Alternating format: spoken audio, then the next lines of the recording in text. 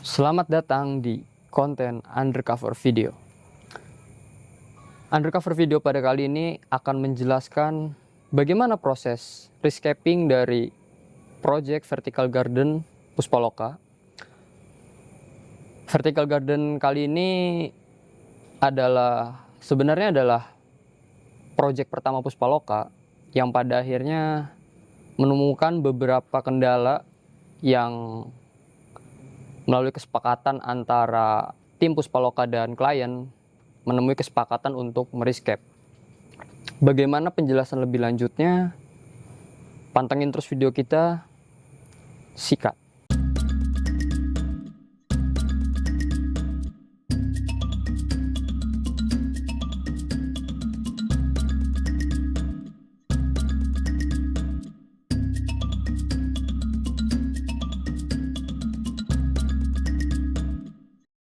Untuk project rescape ini, coba dong jelasin kenapa sih ini sampai harus di rescape gitu.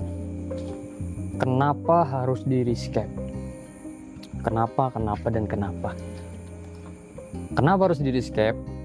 Karena pada project awal sebelum kita memutuskan untuk di rescape ini menemukan beberapa kendala seperti masalah penyiraman, masalah pencahayaan, yang menimbulkan beberapa tanaman akhirnya mati. Melalui kesepakatan antara tim Puspaloka dan klien, akhirnya menemui kesepakatan untuk merescape. Pada akhirnya kita menambahkan beberapa sistem yang baru. Untuk sistem ini yang baru, ini apa yang bikin lebih beda atau lebih baik dari sistem yang pertama? Perbedaan sistem yang project pertama dan setelah di rescape itu, yang pertama adalah misting, yang kedua adalah lampu, yang ketiga adalah kolam. 3 sistem yang ditambahkan ini memiliki fungsi yang berkesinambungan. Yang pertama, misting system. Misting system, kenapa kita memilih misting system? Karena pada project yang awal sebelum kita rescape,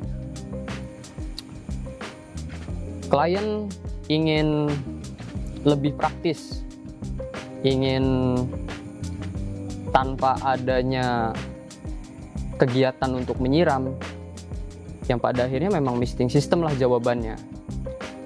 Dan misting system bisa kita program melalui aplikasi Android untuk bisa menyiram di beberapa waktu.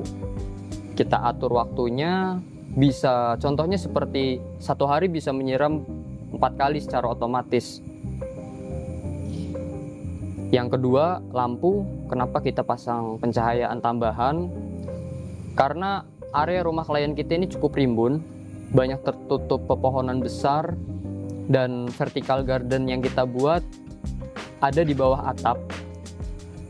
Jadi pencahayaan yang masuk hanya dari satu sisi. Kenapa sih harus ditambahin lampu padahal kan ada cahaya dari matahari? Karena cahaya matahari hanya masuk dari satu sisi, itu akan mempengaruhi estetika. Estetikanya bagaimana? Di saat daun baru yang tumbuh dari tanaman-tanaman yang kita pasang, itu pasti akan mengejar matahari. Matahari menyinari dari sebelah barat.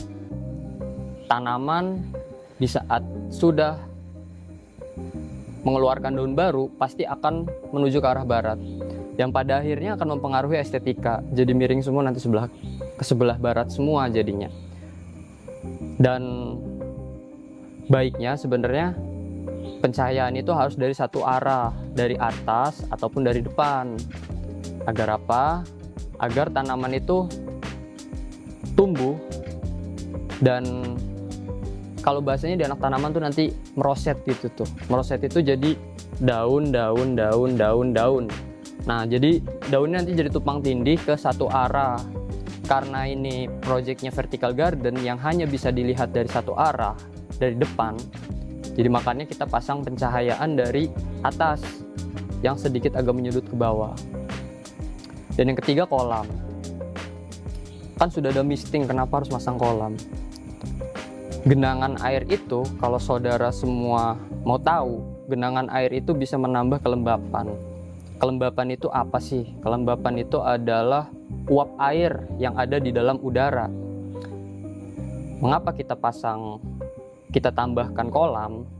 Agar penguapan dari kolam tersebut, uap airnya yang dia berterbangan bercampur bersama udara itu bisa ditangkap oleh daun. Fungsinya apa untuk daun? Fungsinya itu agar tanaman lebih tetap lembab, basah, dan mempermudah fotosintesis. Karena pori-pori daun tidak terlalu kepanasan bahasanya, jadi diselimuti oleh uap-uap air.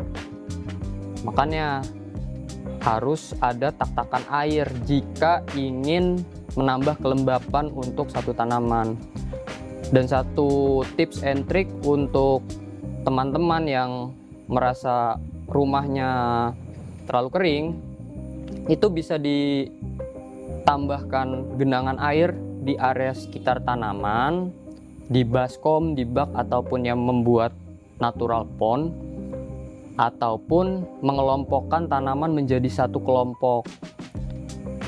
Dan baiknya untuk tanaman, selain dari yang tadi saya jelaskan, dengan tanaman dikelompokkan itu estetika sudah pasti gitu tuh. Tapi lebih pentingnya itu memang untuk tanaman itu sendiri, karena mempercepat penguapan.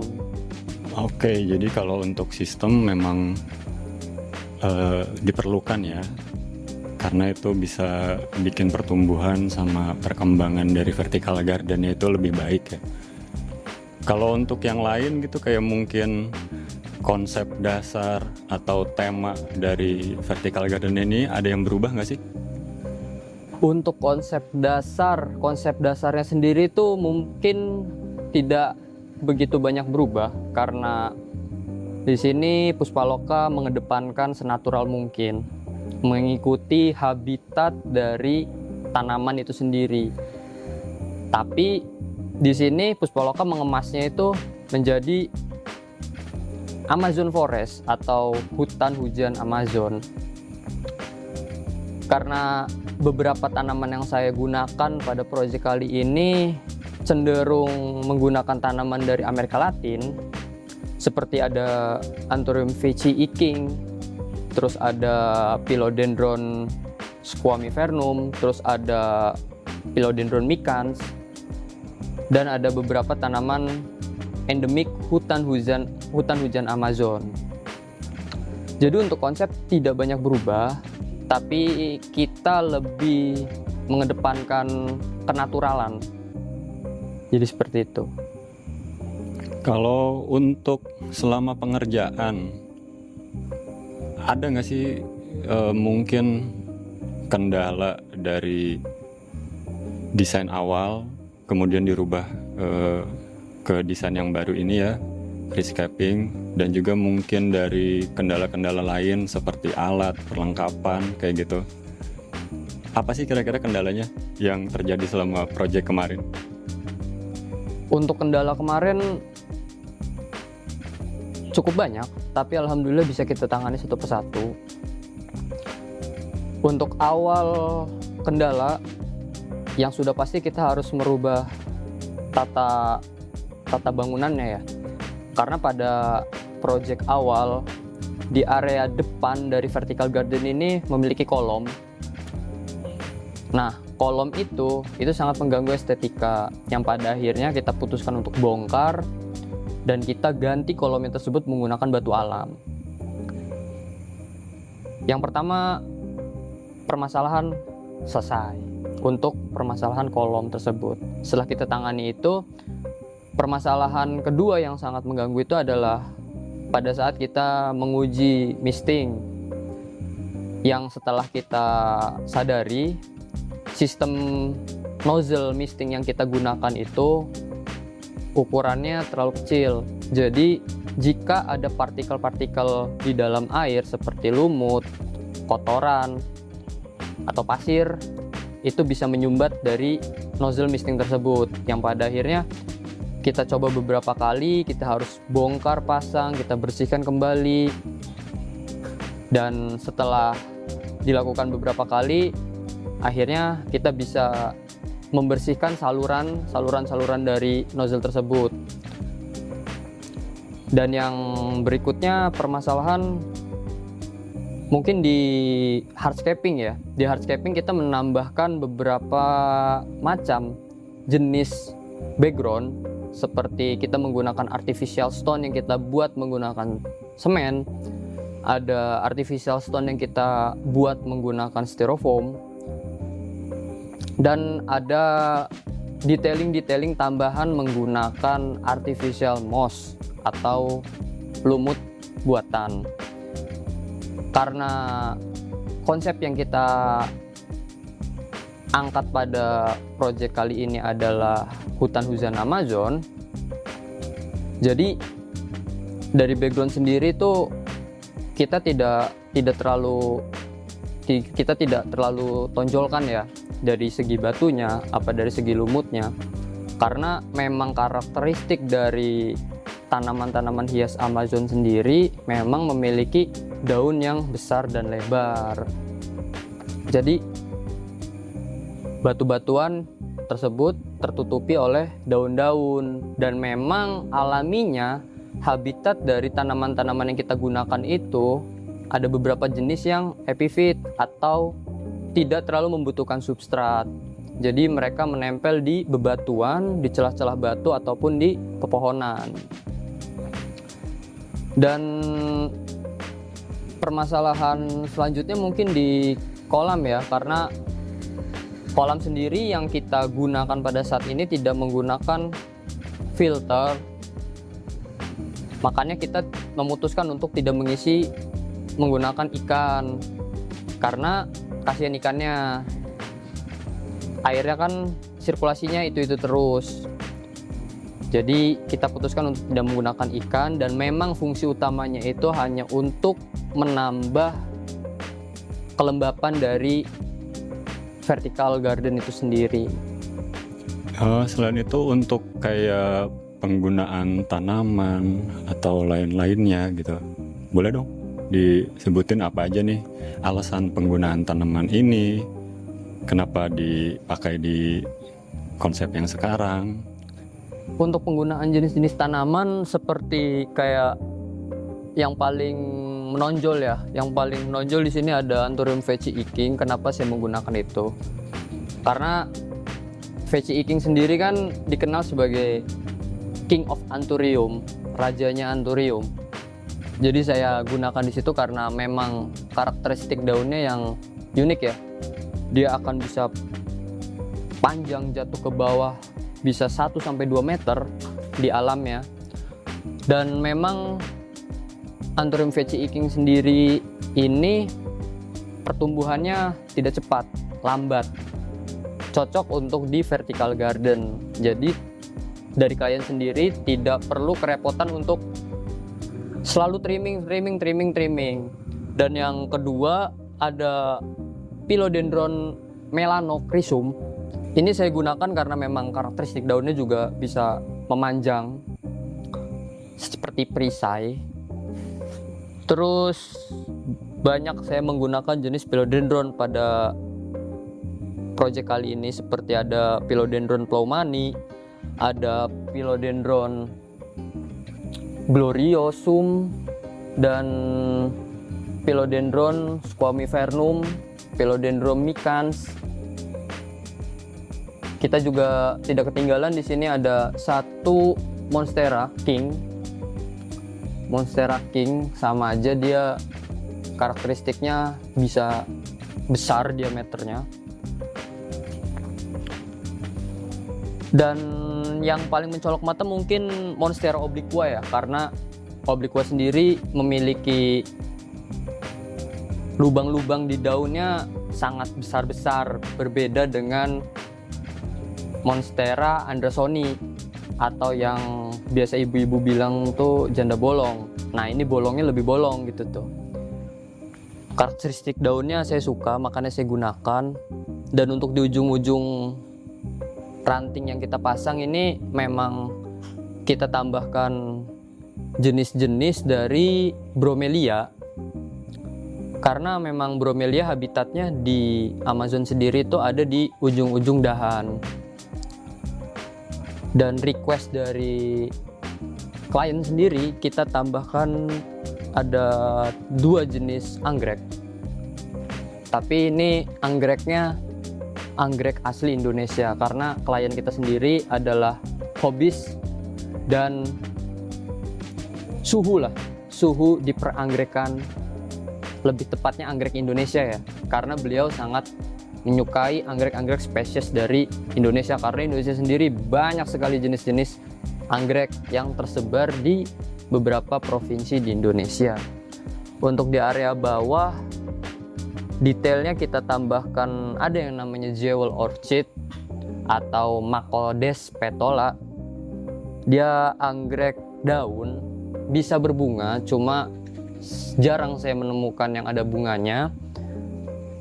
Kenapa dipanggil jewel orchid? Karena daunnya tuh seperti permata. Dia ada pecah-pecah guratan-guratan yang glitter. Guratan-guratannya itu bentuknya glitter berwarna emas. Jadi seperti permata. Dan beberapa tambahan untuk jenis alokasinya sendiri. Ini kita tambahkan alokasia yang kita bawa dari rumah, dari farming Puspaloka sendiri, yang kita selamatkan dari tempat yang hampir mau digusur, cuma nggak jadi. Ada longiloba, ada cuprea, terus ada amazonica yang kita tambah di sini jenis alokasianya. Dan satu lagi yang sangat menarik, di pojok kanan saya itu ada Anthurium dasi. Saya lupa nama spesiesnya apa, cuma di Indonesia dikenal dengan Anthurium dasi. Itu sama seperti Veci Iking, dia bisa memanjang ke bawah sampai 1 atau 2 meter, cuma ukuran daunnya tetap, size daunnya tetap kecil seperti itu, makanya disebut dasi. Sebenarnya untuk tips and trick di saat kita ingin membuat ataupun sudah memiliki dari vertical garden sendiri, parameter yang harus kita selalu jaga itu adalah yang pasti ya kelembapan, karena kelembapan akan mempengaruhi pertumbuhan dari tanaman itu sendiri. Jika memang saudara sekalian memang sanggup untuk melakukannya secara manual, disiram secara manual, itu tidak masalah. Karena sebenarnya yang dibutuhkan dari tanaman sendiri itu bukan air dalam artian kayak air yang tertampung di pot atau di wadah tanaman itu sendiri. Karena jika terlalu banyak air di dalam substrat itu akan menimbulkan pembusukan akar. Jadi baiknya jika memang sudah memiliki vertical garden ataupun tanaman-tanaman hias di rumahnya, disiram tidak terlalu sering, mungkin 3 hari sekali sudah cukup jika memang cuaca pada saat itu panas. Balik ke saran saya di awal, lebih baik kita menggunakan bak tampung di area sekitar tanaman-tanaman hias kita untuk menjaga kelembapan. Karena jika kelembapannya terjaga, tanaman pun tidak mesti mengeluarkan effort lebih untuk fotosintesis, karena pori-pori tanaman sendiri itu diselimuti oleh uap-uap air. Jadi kalau nggak ada uap-uap air, tanaman itu lebih ekstra melakukan fotosintesis. Dan for your information juga, kelembapan itu baik juga untuk manusia, tapi dalam skala yang tidak tinggi. 50-60% itu sangat baik untuk manusia. Baiknya apa? Seperti untuk saluran pernafasan, kelembapan kulit jadi nggak gampang kering. Makanya kalau misalkan untuk saudara-saudara sekalian yang memiliki tanaman hias di dalam ruangan dan ruangan itu ber-AC, alangkah baiknya dipasangin humidifier atau tak-takan air yang tadi saya jelaskan seperti itu. Untuk tips and triknya di saat merawat tanaman indoor maupun outdoor mungkin nanti kita bahas di lain video. Dan untuk detail jenis-jenis tanaman yang ada di vertical garden kali ini mungkin akan kita bahas di lain konten. See you next video. Terima kasih. Sampai jumpa.